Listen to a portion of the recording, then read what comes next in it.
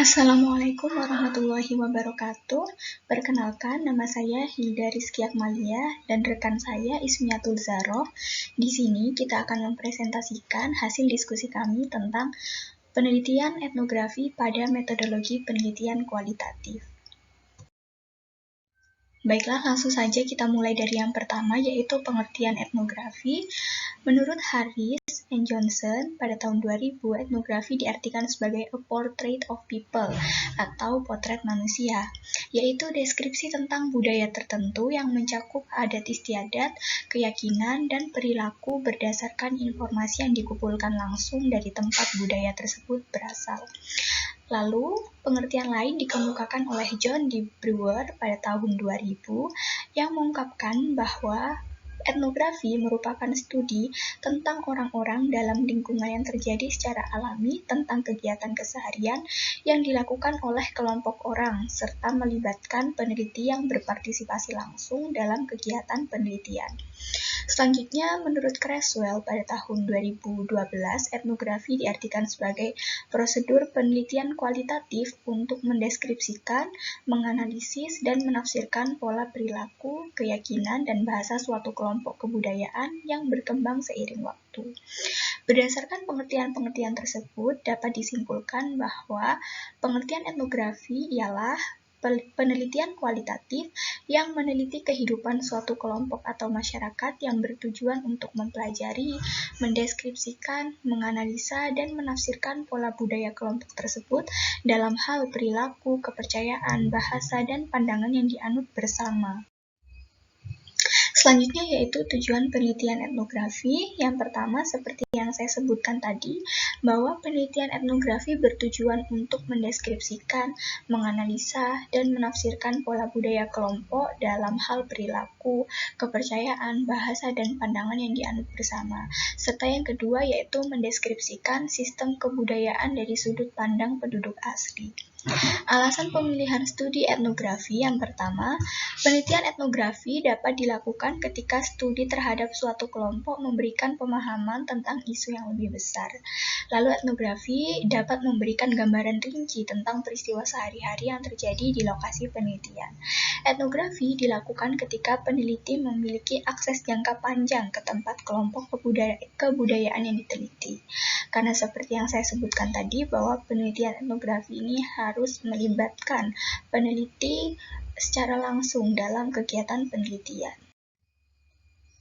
Selanjutnya yaitu prinsip penelitian etnografi. Yang pertama ada naturalisme, yaitu dilakukan melalui kontak langsung dengan partisipan penelitian, bukan melalui intervensi atau rekayasa eksperimen.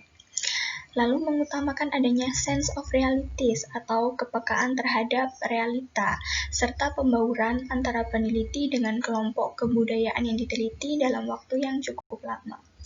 Yang kedua yaitu pemahaman, di mana peneliti membangun konstruksi konsep atau proposisi dari pengamatan empirisnya berdasarkan tingkah laku sosial masyarakat yang diamati. Lalu juga pada penelitian etnografi ini diperlukan proses berpikir yang mendalam dan interpretasi fakta berdasarkan konsep, lalu mengembangkannya dengan pemahaman yang dalam. Yang ketiga yaitu penemuan, bahwa penelitian etnografi ini didasari oleh penemuan peneliti. Lalu, penelitian ini merupakan penelitian otentik di mana suatu fenomena yang terjadi pada suatu kelompok diteliti dan dikaji, tidak dibatasi oleh serangkaian hipotesis. Selanjutnya yaitu karakteristik penelitian etnografi. Yang pertama ada cultural themes atau tema kebudayaan. Nah, penelitian etnografi ini menyoroti suatu kebudayaan yang terimplementasikan atau tergambarkan pada suatu grup atau komunitas tertentu.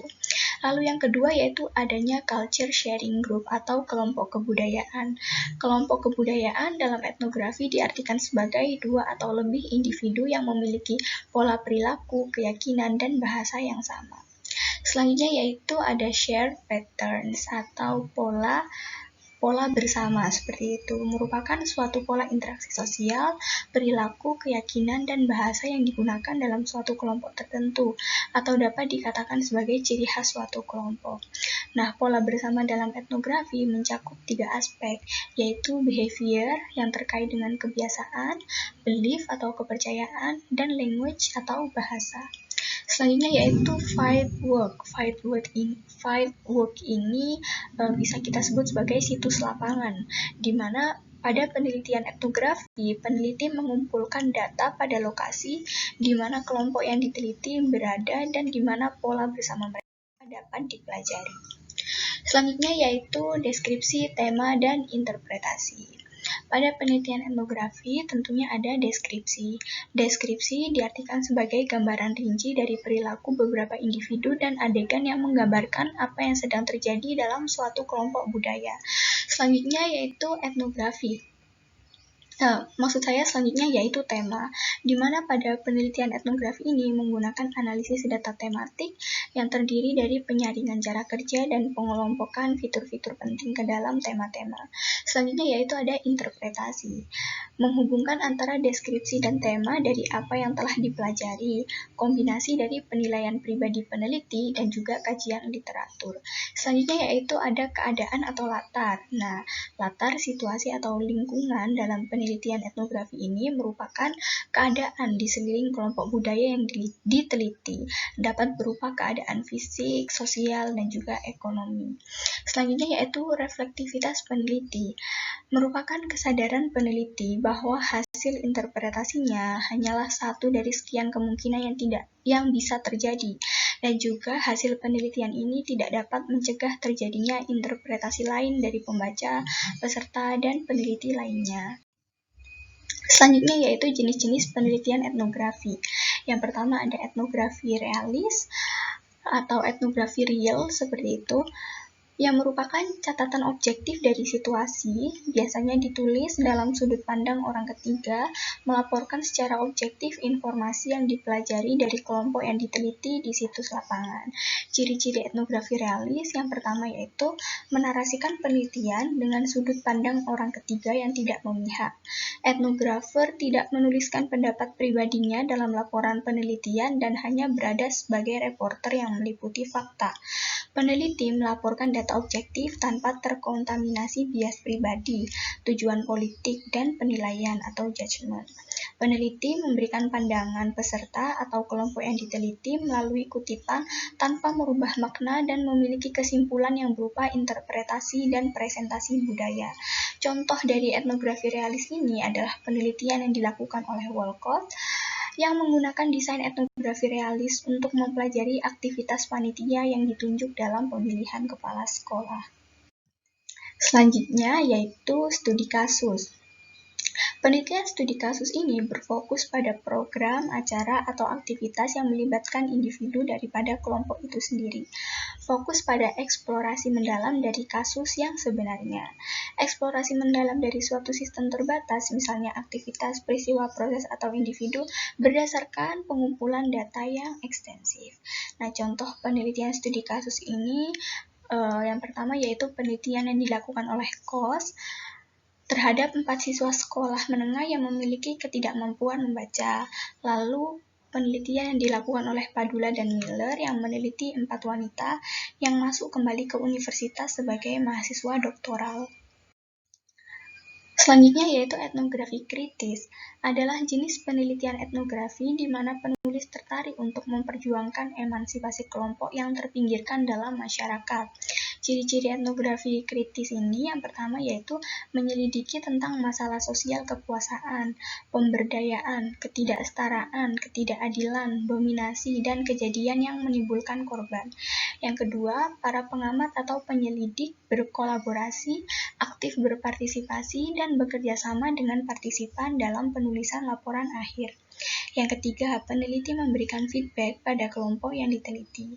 Yang keempat, peneliti bersikap kritis dan sadar akan peran mereka dalam penulisan laporan penelitian. Yang kelima, etnografi kritis akan menjadi pembela perubahan untuk membantu mengubah masyarakat sehingga tidak ada lagi yang tertindas dan terpinggirkan. Yang selanjutnya, yang terakhir yaitu laporan etnografi kritis akan menjadi penuh kontradiksi karena seperti yang saya sebutkan tadi bahwa etnografi ini adalah memihak kaum-kaum yang terpinggirkan seperti itu. Jadi laporannya nanti tentunya akan penuh pro dan kontra. Contoh dari etnografi kritis sendiri yaitu penelitian tentang sekolah yang menyediakan fasilitas untuk siswa tertentu, menciptakan situasi yang tidak adil di antara anggota kelas sosial yang berbeda, dan membiarkan diskriminasi gender. Untuk langkah-langkah penelitian etnografi selanjutnya akan dijelaskan oleh rekan saya, Ismiatul Zaro. Kepada Saudari Ismi, dipersilahkan. Baik, selanjutnya saya akan menjelaskan langkah-langkah penelitian etnografi menurut Creswell 2012. Yang pertama adalah identifikasi maksud dan jenis desain, dan menghubungkan maksud dengan masalah penelitian. Maknanya adalah setiap jenis desain pada etnografi itu memiliki fokus tersendiri. Jika pada penelitian etnografi realis itu berfokus pada kelompok budaya. Bagaimana menggunakan kelompok budaya itu untuk mempelajari tema-tema budaya. Lalu pada studi kasus berfokus untuk mendalami kasus secara detail, mempelajari kasus secara mendalam, baik itu kasus maupun kejadian ataupun individu atau kelompok. Pada etnografi kritis, fokusnya adalah bagaimana penelitian itu bisa merubah atau mengadvokasi kaum-kaum yang tertindas, yang terpinggirkan, atau yang memiliki isu-isu sosial yang lain, agar mereka lepas dari kondisi tersebut. Sehingga fokusnya adalah untuk memberikan kesetaraan pada masyarakat atau organisasi tertentu. Yang kedua adalah mempertimbangkan persetujuan dan akses. Pertama, peneliti itu harus memiliki persetujuan dari institusinya. Lalu, memilih sampel yang purposif, sehingga sampel itu akan sesuai dengan tujuan penelitian dan bisa menjawab masalah penelitiannya. Kemudian menentukan lokasi tempat penelitian dan menjangkau pada penjaga wilayahnya untuk memberikan izin akses penelitian di sana. Setelah mendapatkan izin, peneliti melakukan penelitian dengan menjunjung etika, yaitu menjamin privasi para partisipannya serta melakukan penelitian itu dengan jujur dan apa adanya, bahwa mereka sedang melakukan penelitian, tidak menipu-nipu atau menutup-nutupi. Yang ketiga adalah menggunakan prosedur pengumpulan data yang sesuai. Setiap jenis desain etnografi memiliki prosedur yang spesifik. Pada etnografi realis, itu peneliti secara langsung ke lokasinya, sehingga tinggal bersama partisipan itu, lalu membuat catatan-catatan lapangan berdasarkan data yang diperoleh terhadap pengamatan kegiatan dan pengamatan atas artefak atau simbol. Selanjutnya, pada studi kasus, peneliti mengumpulkan sebanyak mungkin jenis data untuk mengembangkan pemahaman. Pada etnografi kritis, pengumpulan data itu berkolaborasi antara peneliti dan partisipan dengan agenda untuk meningkatkan pemahaman tentang situasi hidup mereka dan langkah-langkah apa yang perlu mereka ambil untuk memperbaiki atau lepas dari situasi itu. Langkah selanjutnya adalah mendeskripsikan, menganalisis, dan menginterpretasi makna sesuai desain. Analisis data dalam penelitian etnografi itu ada 3 aspek, yaitu deskripsi, analisis, dan interpretasi. Analisis dari penelitian ini dilakukan secara iteratif dan tidak terstruktur. Yang pertama saya menjelaskan deskripsi, artinya yaitu penggambaran data, kemudian penghitungan ulang data, dan menyampaikan data sebagai fakta. Pada analisis itu, peneliti mencari hubungan, faktor-faktor atau keterkaitan dari data. Dan saat menginterpretasi, peneliti mengubah data yang sifatnya abstrak menjadi sesuatu yang dapat dipahami. Pada etnografi realis, yang pertama kali adalah mengembangkan pemahaman dengan membaca data, kemudian mengembangkan deskripsi, mengembangkan tema yang sesuai, kemudian membuat interpretasi. Pada studi kasus, langkah pertama sama, juga mengembangkan pemahaman terlebih dahulu, kemudian menjelaskan kasus secara detail, dan menggambarkan masalah atau tema tersebut.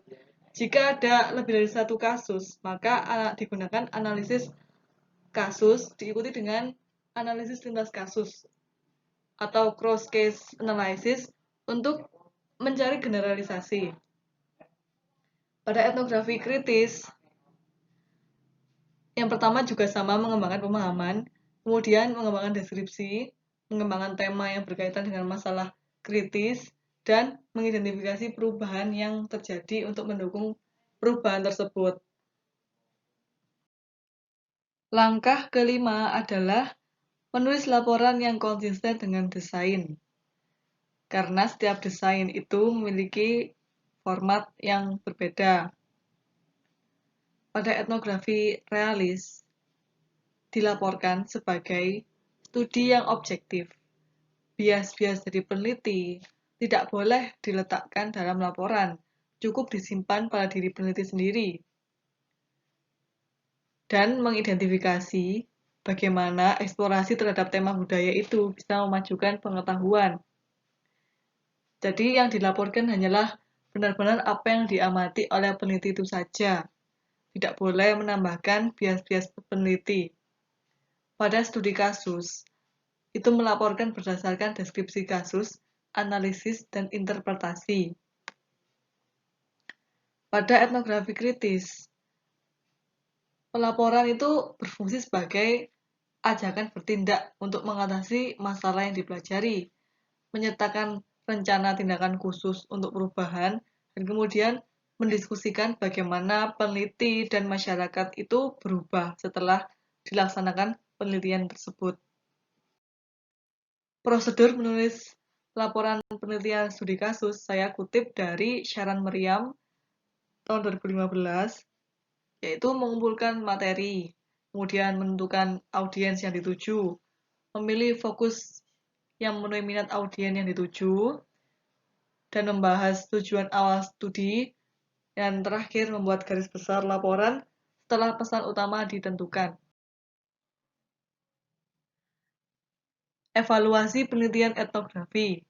Ini berfungsi untuk menentukan, mengidentifikasi apakah penelitian etnografi yang dilakukan itu sudah baik ataukah belum.